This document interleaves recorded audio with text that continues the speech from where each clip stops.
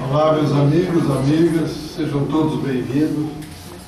Vamos acerenar os nossos ânimos, desligar os celulares, por favor, unir os corações e os pensamentos, para que juntos possamos nos elevar a Deus, a Jesus, aos benfeitores espirituais e agradecer esta bendita oportunidade de estarmos mais uma vez aqui reunidos nesta casa, Grupo Espírita Caibar Chuto.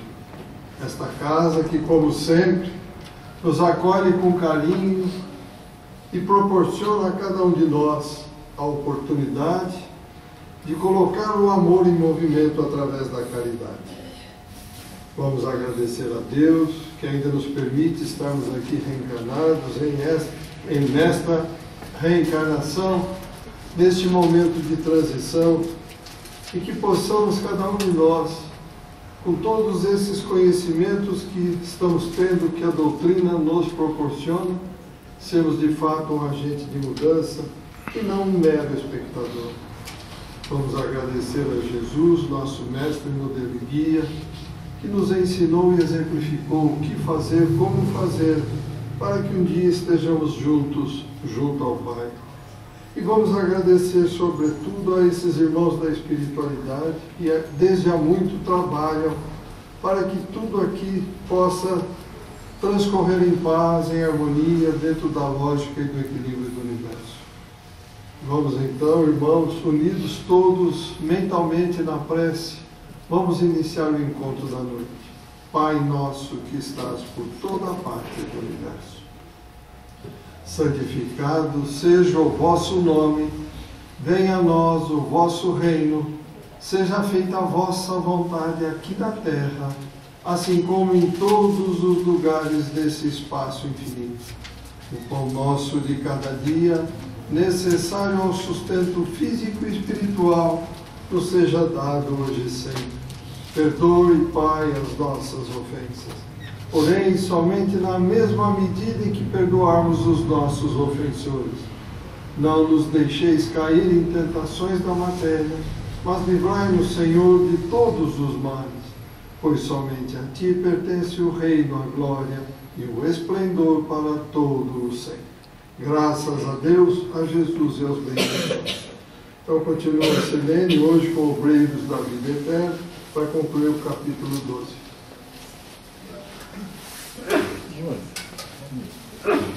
Boa noite a todos. Estão todos me ouvindo bem? Aí no fundo, ok? Tudo certinho. Pessoal, estou muito feliz de estar aqui novamente. A gente vai dar continuidade à nossa aulinha de semana passada, né? O nosso estudo conjunto do capítulo 12. E eu peço, reiterando a prece do nosso Maida, que os nossos corações estejam unidos nesse estudo.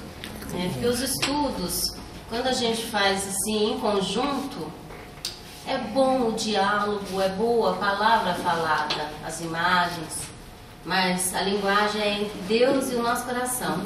Então, esse é o foco do nosso entendimento. Se entra no coração, cai a ficha e a gente realmente tem aquele conhecimento modificando as nossas vidas, de verdade, Vamos fazer uma retrospectiva rapidinha, gente? Vocês lembram, semana passada, a gente tinha aquela tarefa, de André Luiz e a equipe, e eles levaram numa excursão de preparação de 5 pessoas que vão desencarnar e estão sendo assistidos por eles. Então eles são levados e cada um tem uma percepção dessa excursão. Cada um tem uma percepção dessa tarefa e dessa preparação. Então eles foram observando que, conforme a procedência religiosa, conforme o estado de cada um, era a percepção que eles tinham. A gente passou rapidinho, pessoal, pela narrativa do capítulo, porque tem duas frases do instrutor Jerônimo, que é o líder da equipe, e que é muito, muito importante. E nessas duas frases a gente vai aprofundar bastante, tá? Porque são assuntos muito importantes que eu acho que tem muito a ver com o nosso momento presente, o nosso contexto mesmo. Embora o assunto seja o desencarne, embora seja esta questão de sintonia, né? O que os nossos olhos veem é exatamente aquilo que nós temos no coração, né? Então, no final, depois que eles estão comentando, né? O André Luiz comenta, só vou fazer essa recapitulação para a gente pegar o fio da meada, tá, pessoal? E o André Luiz comenta, né? Logo após, verificou-se breve intervalo, durante o qual permaneceríamos à vontade. O assistente fora rápido nas explicações, esclarecendo-nos que condensava os assuntos em curtas sentenças, atendendo à incapacidade mental dos beneficiários, impotentes ainda para penetrar o sentido das longas dissertações. Com efeito, os companheiros recebiam parcialmente o alentador aviso, né? Eles conversaram, né, com esses irmãos, essas 5 pessoas que vão desencarnar em espírito. No sono físico eles permanecem o corpo na matéria, e eles foram em espírito e tiveram uma conversa singela. Eram atingidos pelo socorro magnético positivo, mas as ideias que faziam do acontecimento eram muito diversas entre si. E aí o Jerônimo comenta, e esse comentário dele é muito importante. O plano impressivo da mente grava as imagens dos preconceitos e dogmas religiosos com singular consistência. Aqui eu fiz essa tabelinha para identificar o que eles viram, né, as expressões na descrição do André Luiz. E o Jerônimo continua: a transformação compulsória pelo decesso, pela morte, é uma transformação compulsória, todos concordam? Né? É da lei, a desencarne, é a lei de destruição, não é só com a gente que acontece? Às vezes a gente pensa que é só com a gente, nossa, né, vou morrer, poxa, não foi a primeira vez, não vai ser a última, acontece com toda criatura, toda. Até com as formigas, né? As formigas, tudo desencarna, né? A gente tem, é verdade, a gente tem os minerais não desencarnam, mas eles se transformam, né? Passamos por essa fase, lembra? Ah, faz muito tempo, né? Tem a fase vegetal, também desencarna, né? E dá vida, hein? E dá vida daqui pra, né? E os animais idem todos. Aqui, no universo em que nós vivemos, é da lei. Mas é uma lei que nos dói em função do desapego, justamente, que nos exige. O nosso amor é um amor apegado. A gente precisa aceitar isso. Em algum grau, nós ainda temos esse amor apegado. E é um amor que precisa se transformar. Se quiser, em direção ao amor crístico. O amor crístico é aquele onde você dá a vida. É o que ele fez. É difícil de distinguir o amor e o apego, né? Não é? Não sinto eu acho. essa facilidade de É poder, sim. né? A gente precisa, por isso que a gente precisa estar com o coração bem aberto nesse processo de autoconhecimento, para saber identificar o que é o apego, né? Por que dói tanto a lei da destruição, né? O que ele nos remete? O apego nos remete a uma carência primordial que nós temos. É verdade, mas essa carência é de Deus. Nós somos absolutamente carentes de Deus. É Ele que nós precisamos amar sobre todas as coisas.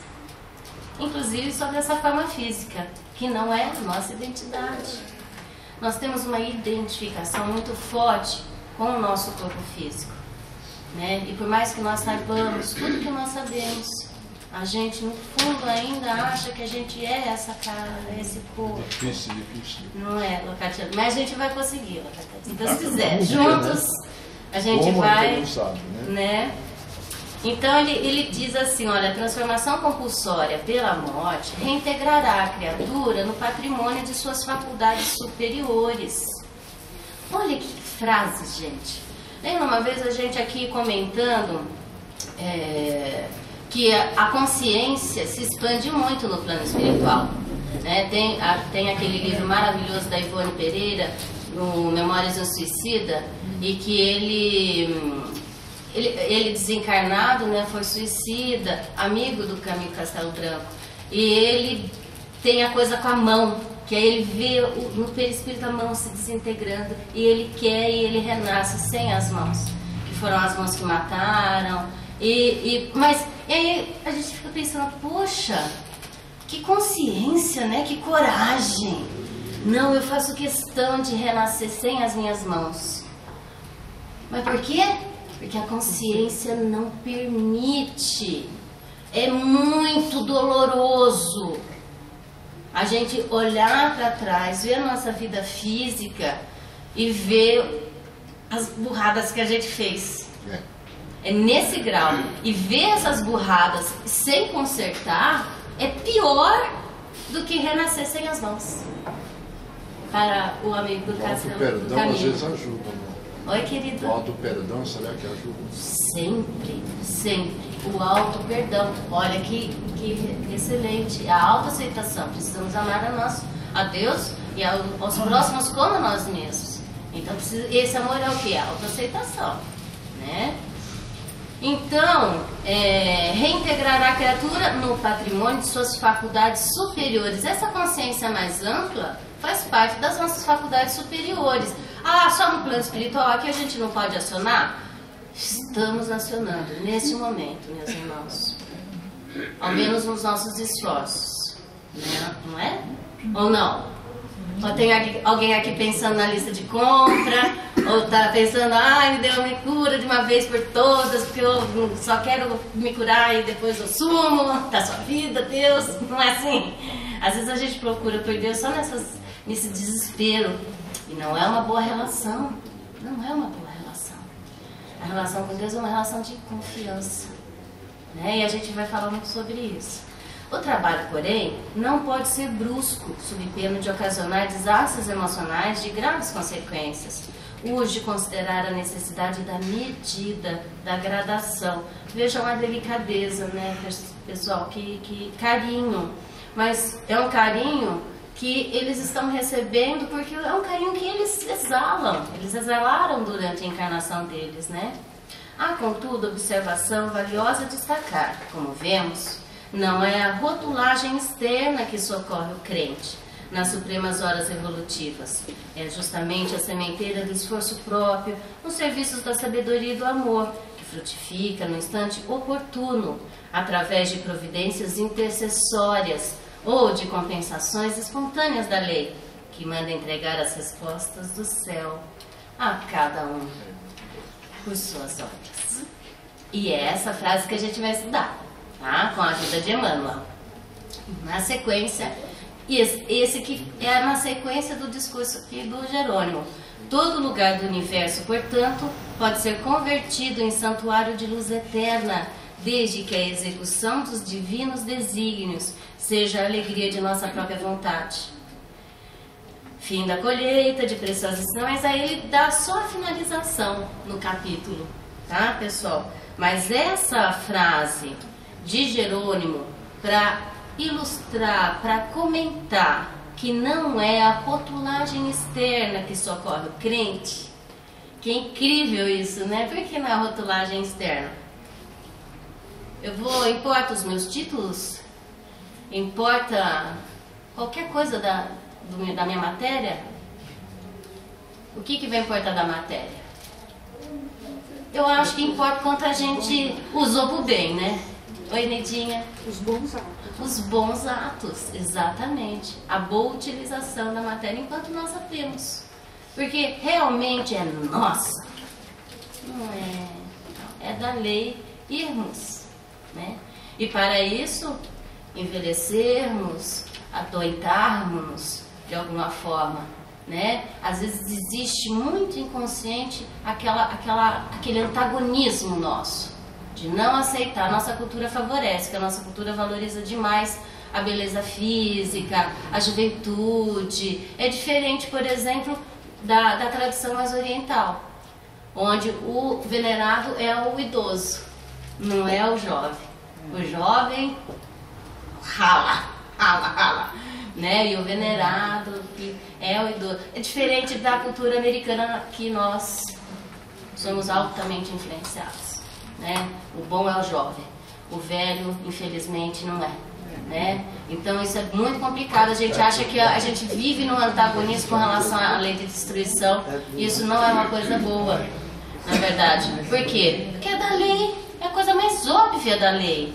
E nem isso a gente aceita, fica brigando todo tempo. Não é complicado isso? Então precisa de aceitar, né? E o que socorreu esses crentes foram justamente as atitudes deles, o quanto eles serviram, né, pessoal?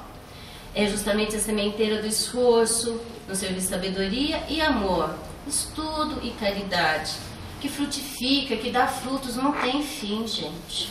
O bem que a gente faz não tem fim. O mal tem, porque não é de Deus, né? O mal é só a ausência da luz. É uma espécie de ilusão de que contrai a nossa consciência. A expansão é da lei. E o que são essas providências intercessórias? Como, por exemplo, essa excursão, essa tarefa que o André Luiz está nos contando. É uma tarefa intercessória, uma providência intercessória. Não é? Quantos já não tiveram aqui, dentro desta casa bendita de Caibachutel, uma intercessão curativa? Quantas vezes eu perdi a conta? De mim, da minha família, eu perdi a conta. Quanto que essa espiritualidade intervém ao nosso favor. É demais, né, gente? Então, estão sempre intervindo, né? É a gente manter a sintonia com a luz, com eles, né? As compensações espontâneas da lei. O que seria isso, pessoal? Estão tão quietinhos, ó, a gente combinou que hoje vocês iam participar mais, não é não? Hein? Tá frio, todo mundo quietinho. Compensações espontâneas. Então acontece assim, tá até comentando agora com a Yara. Às vezes parece que é um negócio ruim que acontece com a gente, mas não é. Eu vou contar uma história então de um monge que vivia numa viela, numa vilinha. E o monge atendia as famílias que viviam nessa vilinha e tinha uma crente do monge que sempre via contar as coisas da vida dela para o monge. E aí o que aconteceu? O menino, ela tinha um filho e o menino ganhou, não, o que ela fala assim? Ganhou um cavalo. Ai, que aquela festa, nossa, uma coisa difícil. Antigamente era difícil, caro, o cavalo, o menino ganhou. Ela veio contar, monge, que coisa maravilhosa, meu filho ganhou um cavalo. E o monge não falava nada, dizia assim, vamos ver. E aí, o que aconteceu? O menino andando de cavalo, cai e quebra a perna. Aí a mãezinha, monge, o senhor tinha razão. O senhor disse mesmo que o senhor não ficou feliz com o cavalo, né? Então, o senhor sabia que ele ia cair, né, monge? Poxa vida, olha, que desgraça, monge.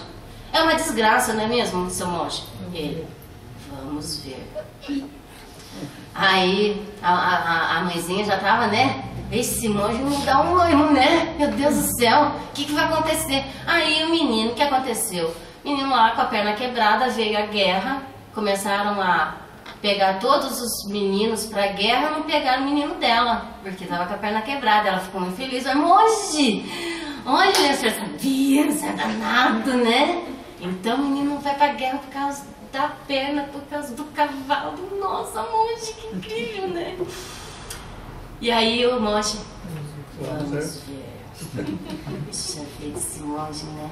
Eles falam pouco, né? E aí o que aconteceu?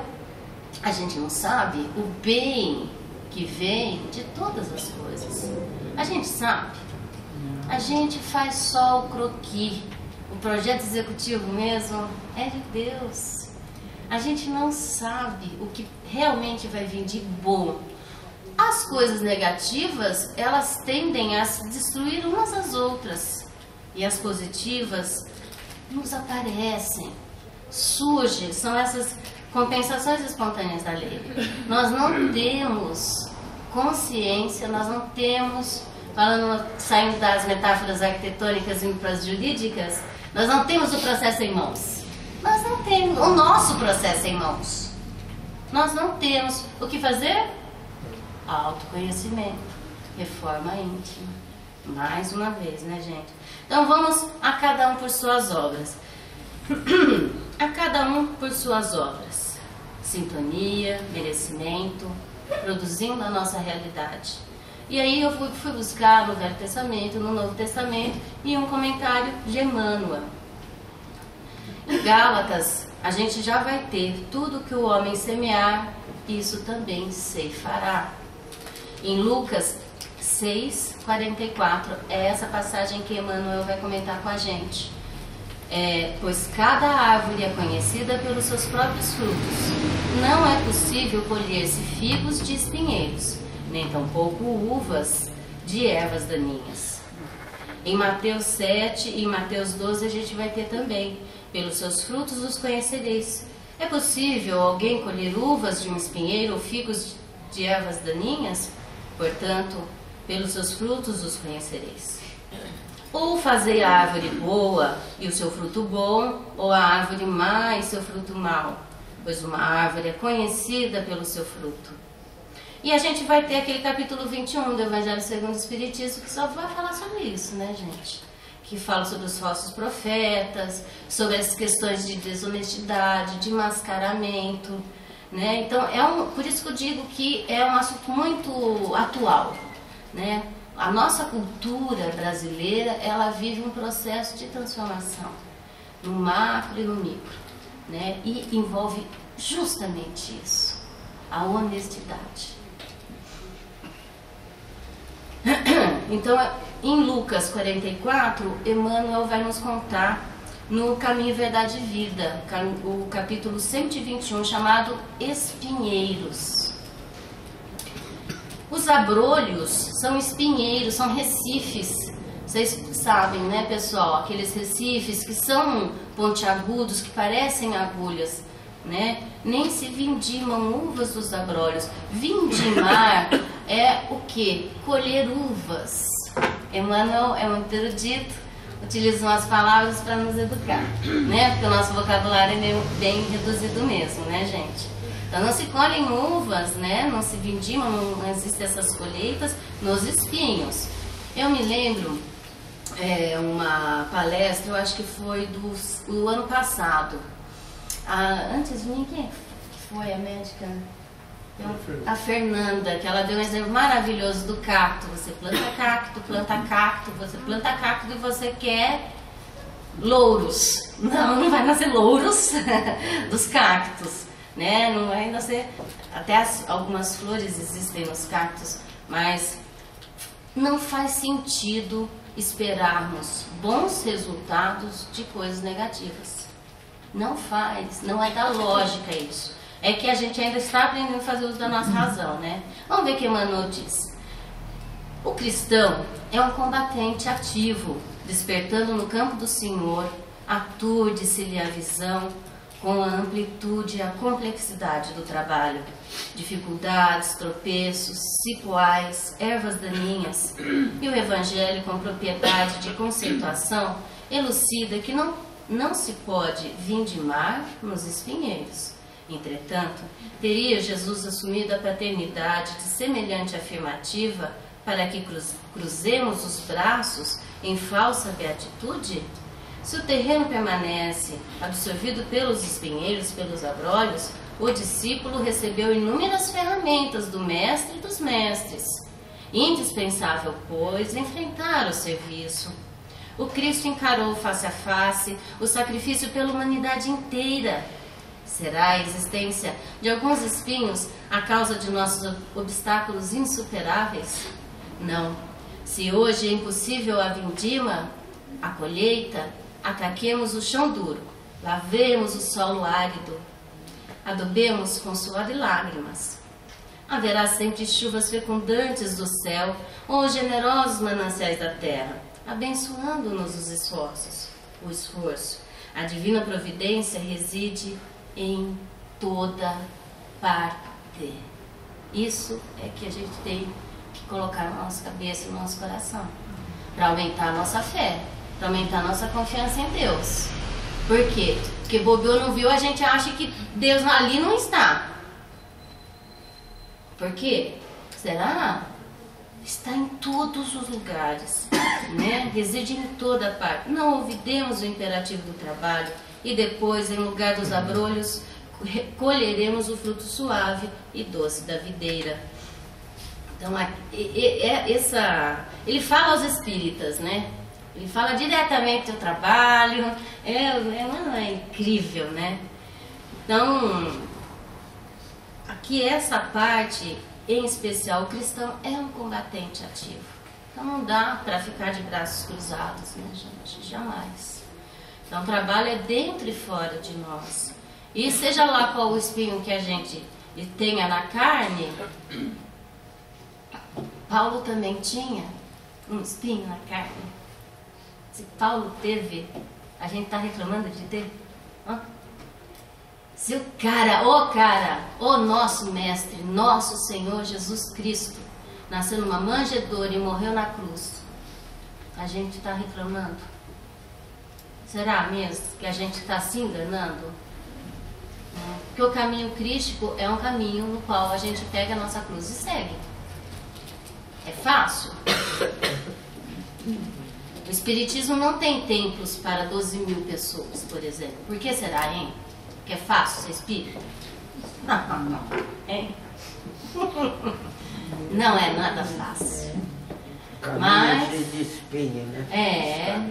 Mas, pessoal, é o melhor para nós que estamos aqui. Então, para nós é. Não nos cabe julgar quem não está aqui. Mas para nós é. Assumamos de verdade. Para fora da casa espírita. Claro. Com os amigos e com os inimigos, no trabalho que nós exercemos, na reunião de condomínio, no trânsito, na sala de aula, lugar, todos os lugares. No passeio, né? E essa frase, né? Todo lugar no universo, portanto, pode ser convertido em santuário de luz eterna, desde que a execução dos divinos desígnios seja a alegria da nossa própria vontade. Vamos falar sobre vontade divina, né? Desígnios divinos, a vontade de Deus. Quando a execução dela nos alegra, a vontade de Deus e a nossa coincidem. Porque a gente se engana horrores também, né? A cada Pai Nosso, né? Os amigos da luz que vivem fazendo sketches incríveis, assim, de preces, né? De altamente exigentes. Deus faça isso, Deus faça aquilo. Que tá olhando a folha que cai da árvore, olha pra minha conta bancária, né? Então a gente tem um grau de exigência com Deus que é um absurdo, né? É um absurdo. Senão aquelas... Pra quem já foi católico, e eu já fui, em muito tempo, por séculos, né? Mas o que acontece? A promessa é uma corrupção, não é? É uma barganha. Santinho, eu não vou te afogar se você me dá um marido. Não é assim? Meu Deus! Mas se faz feliz e tem um diálogo com o Santinho não se importa, né? Mas não nos cabe mais esse auto-engano. Mas o espírita se engana também em muitas outras coisas. É para nós que a gente precisa olhar, né? Quando a gente de fato faz o Pai Nosso e pede que a vontade do Pai seja realizada, e depois fala, olha, tem uma listinha de gente para ele auxiliar, listinha de coisa para ele resolver na nossa vida, listinha. A pressão do colo que a gente recebe de Deus, que a gente se aninha nas suas asas, né, gente? A gente precisa caminhar para um diálogo com Deus, para sentirmos a vontade dEle, aceitarmos a vontade dEle, a revelia dos nossos interesses pessoais, que a nossa vontade ainda está absolutamente atrelada aos nossos interesses pessoais, né? A gente precisa reconhecer quando isso está acontecendo. Transformamos onde estivermos em santuário de luz eterna, um templo, em coração, em Deus. Daí nos santificamos, nos separamos para Deus, pois esse significado de santificar-se, né? Santificar é se separar para Deus. A partir do momento que a gente entra aqui, nós todos, eu tenho certeza disso, estamos com os corações abertos para nos separarmos para Deus. Isso é louvável. Que tal nos separarmos para Deus também quando saímos daqui? Vibratoriamente, né? Mas dói. Puxa, faz 30 anos que eu xingo no trânsito. Não consigo mais não xingar no trânsito. Vai ser duro romper esse hábito, mas vai fazer um bem para você, um bem danado para você e para todo mundo, inclusive para o trânsito, certamente. A gente nunca acha que o trânsito é problema nosso, né? A nossa vibração. Será que nós não estamos contribuindo para que ele seja desse jeito? Certamente, tá, gente? Certamente. Essa união divina. Nós temos até um departamento, um dos principais departamentos lá no nosso lar, que chama justamente de união divina. Por quê? Porque é o objetivo último. É a vontade satisfeita em realizar-se na lei divina que santifica, que nos separa para Deus, nos coloca em conexão com Ele. E conexão que não é diálogo de exigência. A gente pede, a gente roga, temos necessidades, fragilidades, temos e podemos e devemos pedir e agradecer e louvar. No entanto, qual é a qualidade do nosso coração nesse momento, né? Se a nossa vida é condicionada no disciplinamento do pensamento, disciplinando as nossas emoções, os nossos sentimentos, a tendência é que a nossa vida seja uma constante prece. E é isso. Eu ouvi isso da Estela, querida, muitos anos atrás. Eu estava num trabalho muito difícil. Eu chegava carregando que Nossa Senhora. E um dia eu falei, Estela, não tô boa, tô bem esquisita, eu não sei o que está acontecendo aqui comigo. A gente precisa viver em prece, filha. E é isso. Esse estado vibratório, positivo, em consonância com a lei. E nós sabemos qual é, né, pessoal? No caso de Adelaide, Dimas, Fábio, Cavalcante, Albina, servidores, né? Eles serviam. Tem vínculos afetivos, formaram laços de amizade, de admiração, laços de confiança já firmados, quase todos passaram pelo nosso lar, e de ajuda mútua.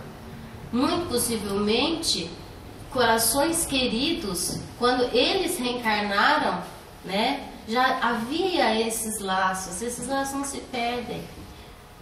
Para que estejamos alegres na realização da vontade divina, o que é preciso?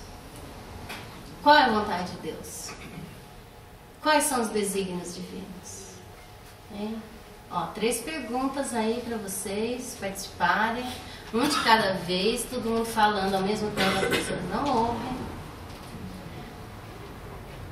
Difícil a gente saber qual que é a vontade de Deus?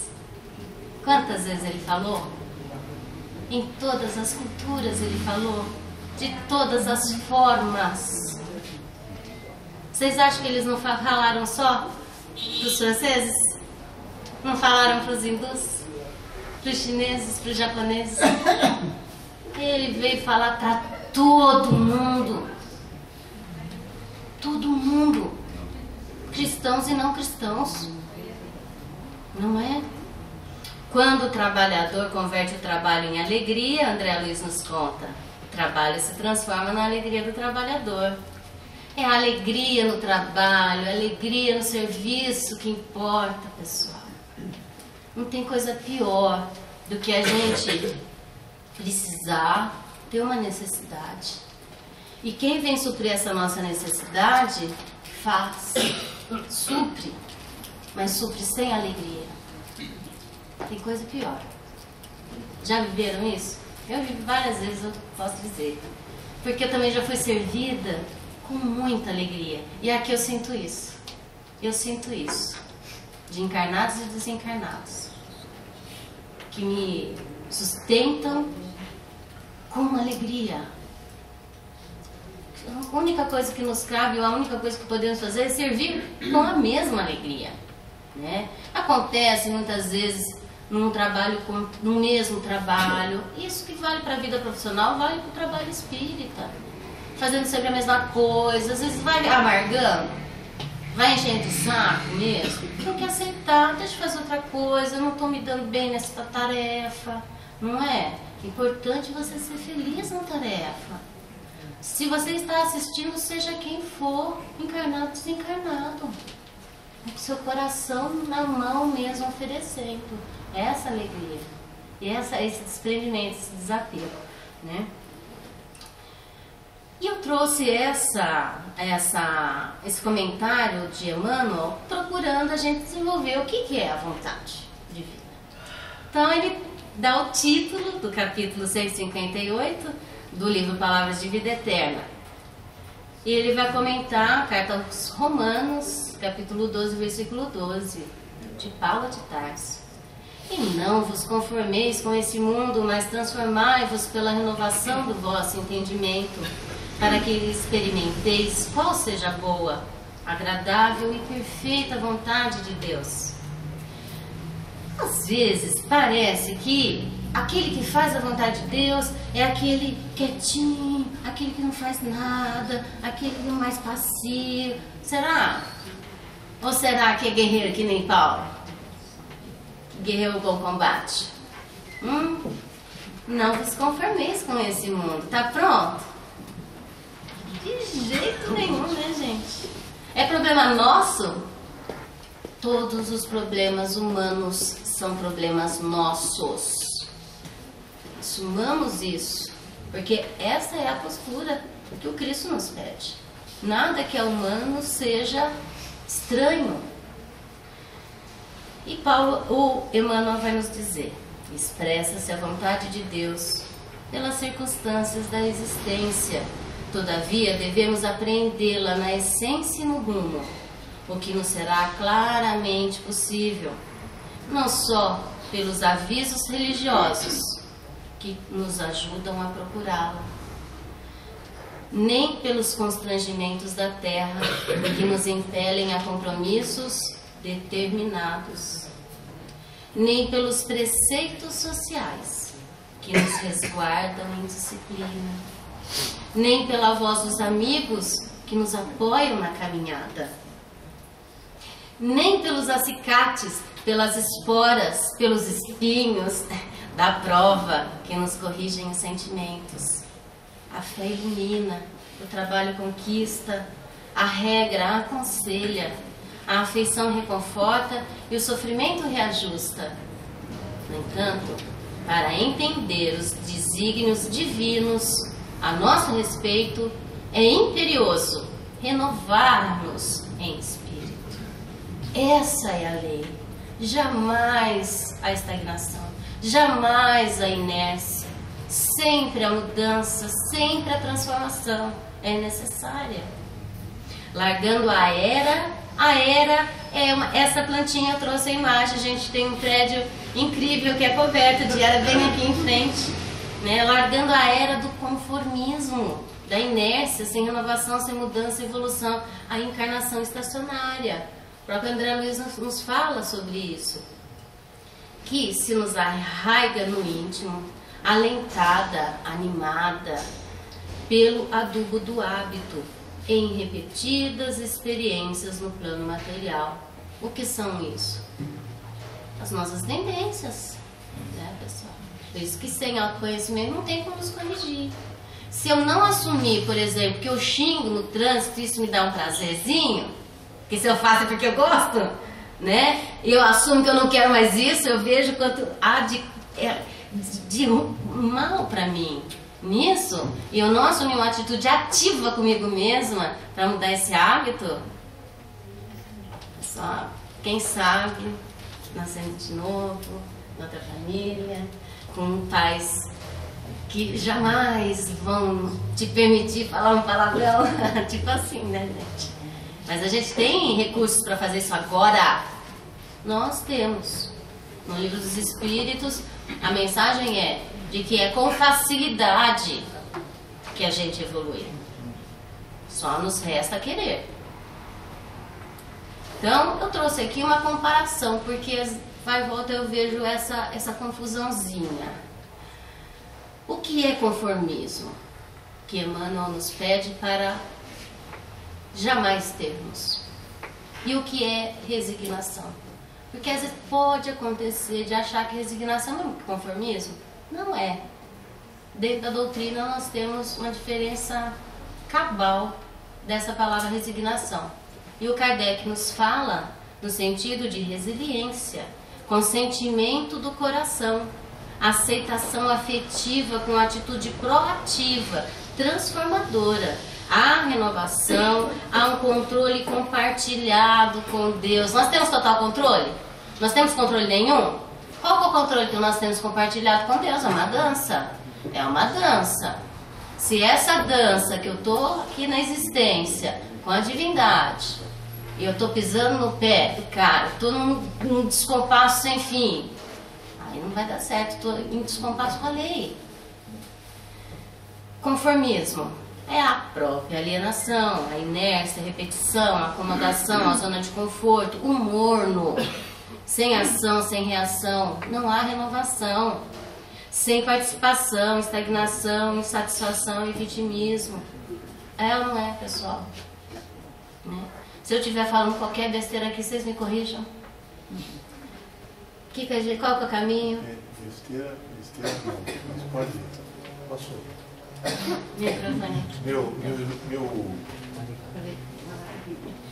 Meu confrade Flávio não está presente, né? E nós temos discussões que são emocionais na maneira de ver o Criador. Então eu acho muito interessante a visão do Paulo. Eu acho que é inegavelmente um grande discípulo, mas eu estava ouvindo o Haroldo Dutra Dias essa semana, e ele estava falando da reforma íntima e estava falando do Pedro. Então o que acontece? Eu acho que a gente não tem uma visão só, e isso é uma coisa complicada, porque mesmo aqui no ambiente da casa espírita, muitos dos confrades e das comadres às vezes acham que eu sou passivo. Eu escuto as coisas e eu não vou ter a reação assim de chofre, assim, vou falar o que eu penso de cara, porque geralmente o que vem não vai ser a melhor reação.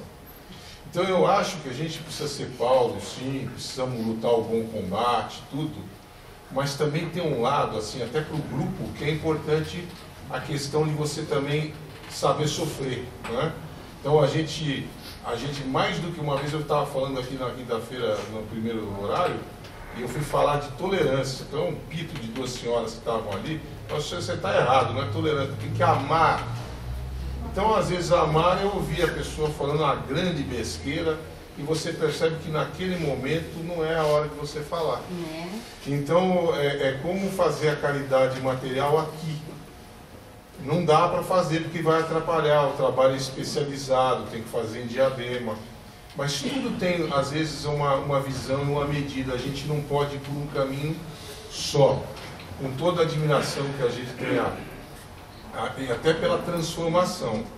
E o nosso confrade Conrado lembrou uma coisa que eu acho importante da gente lembrar também, que a maior transformação, junto com a de Paulo, foi Maria de Magdala.